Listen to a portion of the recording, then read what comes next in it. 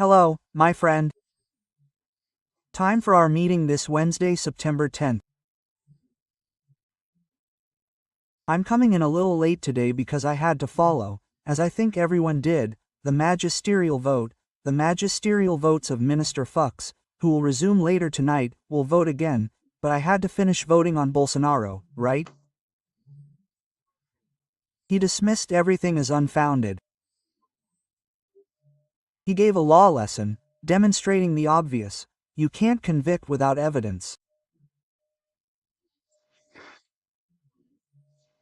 But on a day like today, September 10th, in 1808, the royal press was created. That is, the official press created the Gazeta do Rio de Janeiro, the first Brazilian newspaper within Brazil. There was already the Correio Brasiliense, published in Lisbon by Hipólito José da Costa. The Prince Regent, João, was regent because he took over the Kingdom of Portugal in place of the Queen, because the Queen was somewhat interdicted, his mother, Queen Maria. And the regent arrived in Brazil in January 1808, stayed in Salvador for a while, went to Rio and began creating places in Rio de Janeiro, like a public library, created an academy and school of medicine in Salvador, and created the Gazeta do Rio de Janeiro. It reminds me a little, right? I've been talking to you here about the Gazeta do Povo, right? It's not at all official like the Gazeta do Rio de Janeiro was. Quite the opposite, it's not supported by public funds, that is, funds that come from our taxes, right? It's supported by its own subscribers, and that's why it's offering new subscriptions, because it's supported by subscriptions, taking advantage of September 7th, right? Are $7 for 9 months, 7 out of 9, right? Well, just go to gazetadopovo.com.br/Alexandre Garcia and you can subscribe and follow us because it's coverage worthy of credibility, right? I can guarantee you that. Well, I see something there that you won't see on Gazeta Reporter, especially on television. I don't know why it's there, here, there. What do you mean? A sentence here, there. I keep looking to see where it is. Incredible things we've seen. And now I'm seeing a crisis of hatred in certain parts of the Brazilian media against Minister Fuchs. It's incredible, but you won't find that at Gazeta do Povo. I repeat, it's $7 for the first 9 months for a Gazeta do Povo subscription, and then you can find gazetadopovo.com.br/Alexandre Garcia. Remember to subscribe if you haven't already, and at the end, leave a like or dislike.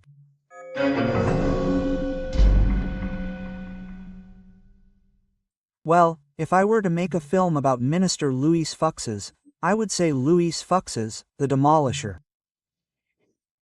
He demolished the prosecution's thesis from the Attorney General's office and demolished the 2 votes already cast. The rapporteur's vote, Justice Moraes, and Justice Dino's vote.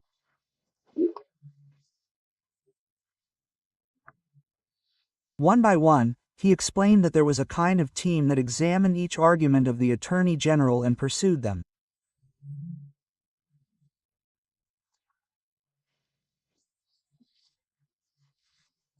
He debunked each argument they used to convict the rapporteur and Justice Dino, right? He debunked each one with seriousness, calmness, class, and showing, right? Showing Nelson Hungria, Heleno Fragoso, right? He even showed that he acquitted an MST leader who participated in an invasion of Incra, destroying everything, and it wasn't proven that he personally broke anything, nor that he gave the order to break it. He was acquitted by Diasford, right? He showed decisions by Celso de Mello saying that you have to individualize, you have to show what the person did, right? Why are they condemning? No, that wasn't at stake, but it's projected onto those already convicted on January 8th and who have to pay the damages against the Brazilian state, against listed heritage, right? Likewise, when this has to be charged, it has to be demonstrated. It was proven that João da Silva tore a picture frame, ruined a rug, ripped up something, threw the clock on the floor. It has to be proven, shown what he did, right? Quoting Celso de Mello in the preliminaries, he already said, "Look, everything is wrong here. This is not the place to judge. These people here don't have special jurisdiction, so it's not the Supreme Court, except for Ramajam, who is a federal deputy, right? The others aren't anymore. Or if you're going to judge as a former president, it's not in a panel of 5, it's in the plenary of 11, but strictly speaking, it's in the first panel, so it's all null and void, right?" But he considered the plea bargain acceptable.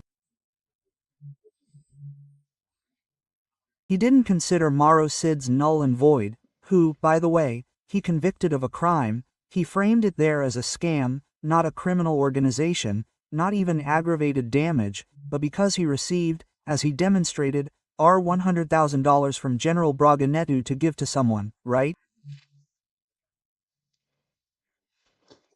Well, from what I conclude, there hasn't been a trial of General Braga Neto yet, and he will also be convicted because of this money, right? But I assume he acquitted Navy Commander Admiral Almir Garnier because there's no evidence whatsoever that he participated in the January 8th coup, conspiracy, or anything, right? He said it was completely unfounded to Mildar. So I suppose the others who will be tried tonight, right? Since we're recording here, we can't wait until midnight, right? The Minister of Defense and the other Navy minister, right?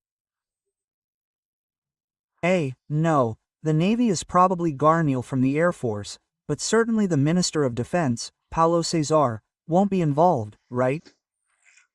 Neither.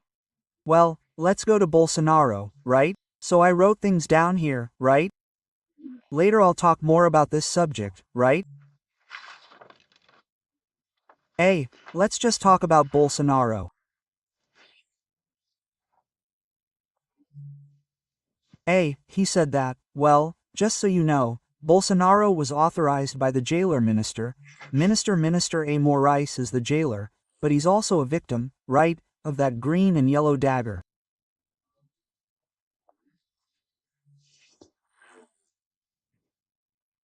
He's an investigator because the minister himself investigated, and Fuchs demonstrated this, right? He investigated, he looked. The judge doesn't have to do this.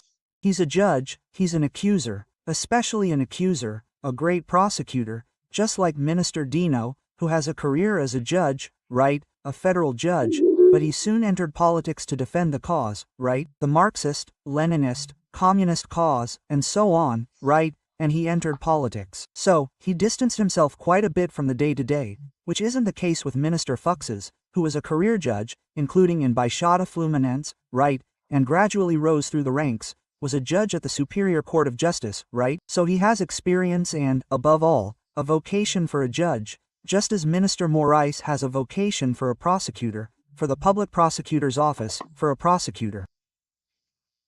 He speaks as if he were in a prosecution stand. But anyway. So Bolsonaro, what I wanted to tell you, Minister Moraes, the prison minister, gave Bolsonaro permission to go to the hospital for some dermatological procedures for some skin lesions. Now, Adelio's knife will always be a nuisance. It altered the passage of food, it altered everything, right? Yeah, and the more you mess with it, the worse, right? Sometimes you'll need to mess with it again. He's messed with it a lot. Yeah, that knife thing, just so we remember, was on September 6, 2018, 7 years ago, right? Yeah, and anyway, yeah, that hasn't been investigated yet, right? Adelio, the bishop, alone, tells another one, right? Well, yeah, he said that Bolsonaro's responsibility can't be proven by a reporting judge who is an inquisitor, an investigator. Responsibility has to be approved, It has to be demonstrated beyond any doubt. And there's a lot of doubt, right? Yeah, I'd like to remind you that in these fucks votes he's been talking about since this morning, he's been talking about 9 a.m. He's going to say more than that, right? He gave classes just to remind the Supreme Court of doubt, right? There can be no doubt about the guilt of a defendant. If there is any doubt, it is the presumption of innocence that counts. He talked a lot, demonstrated what democracy is, what due process is, right? Well, he examined, even showed the intercriminals, right? What I've been talking about here to you, the path of crime, when it's being considered, that's not a crime, it's when the execution begins that it's a crime. He even demonstrated that other Attorney General of the Republic who confessed later that he went to the Supreme Court with, a gun to shoot the Supreme Court Justice, right? Even if he had pulled out the gun and pointed it, if he didn't shoot, he was just considering it, right? Or threatening it, right? At the time he pointed it, it was a threat, but it wasn't attempted murder, much less homicide, right? So, there may have been consideration, but then he recalls the end of an article by Elio Gaspar, my colleague from the newspaper Brasil, right?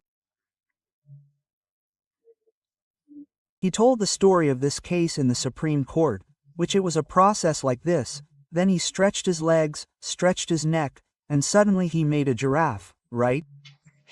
But it's not a giraffe. He showed, demonstrated this, and that the public prosecutor's office never separated Bolsonaro as president and Bolsonaro as ex-president. He mixed everything up, mixed up the dates, and it became a very complicated thing, right? Well, and then it implied that Bolsonaro wanted to overthrow himself. If he was conspiring to stage a coup, if he was president, he wanted to overthrow himself, right? He said, for example, look, the president will be held accountable for what his followers did. So, the left is responsible for Adelio's stabbing, which was encouraged by hate speech, right?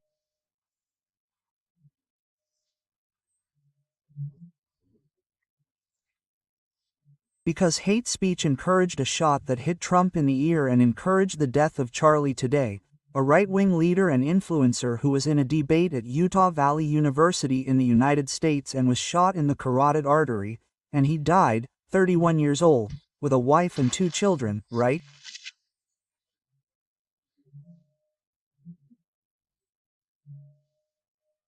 And the left-wing students at the university signed a manifesto saying, "Don't come, don't come." He went and got shot, he was killed. That's hate speech, right? Well, but still, right?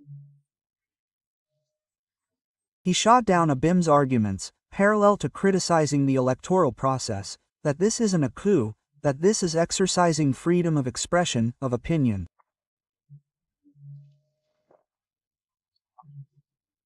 He has no connection with that Argentine who demonstrated fraud in the vote count, that the president's criticisms and doubts even strengthened the electoral justice system.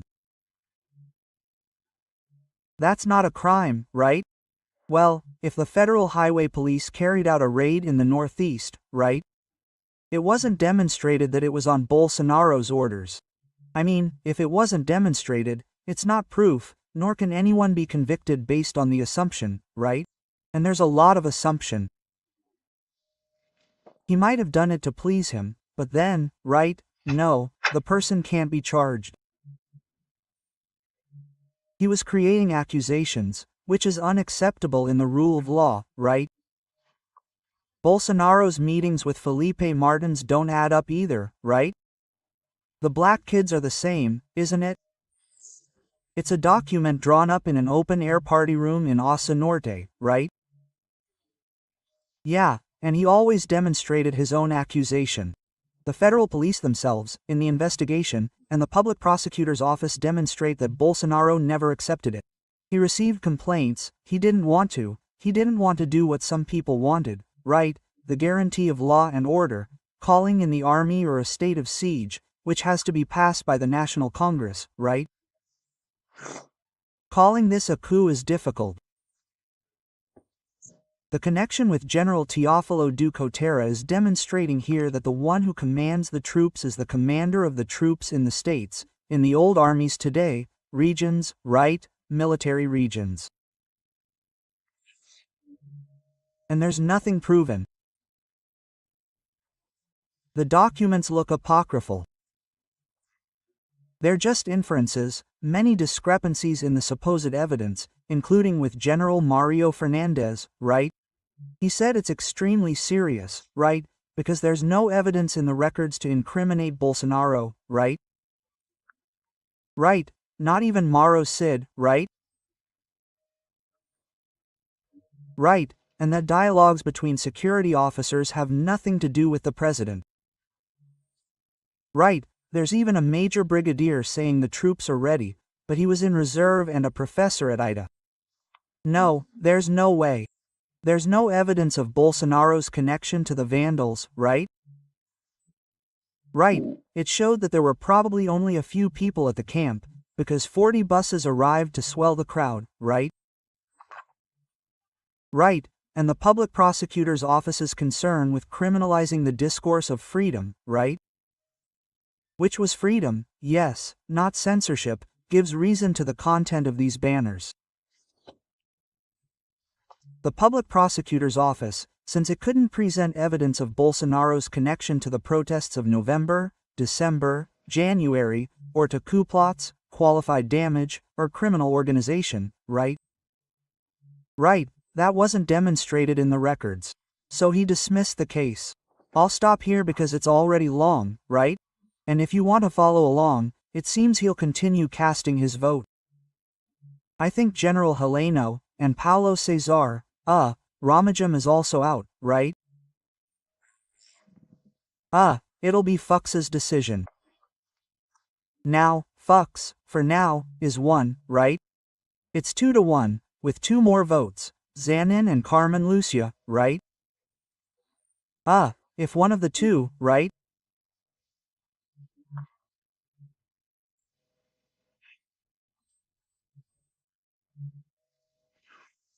Isn't numb and listen carefully to the statement, a masterclass in Fuchs law, in due process, if one of the 2 votes, that will already lead to an embargo of infringement in the plenary, which is different from an embargo of clarification, which, if it's just 1 vote, won't make a difference.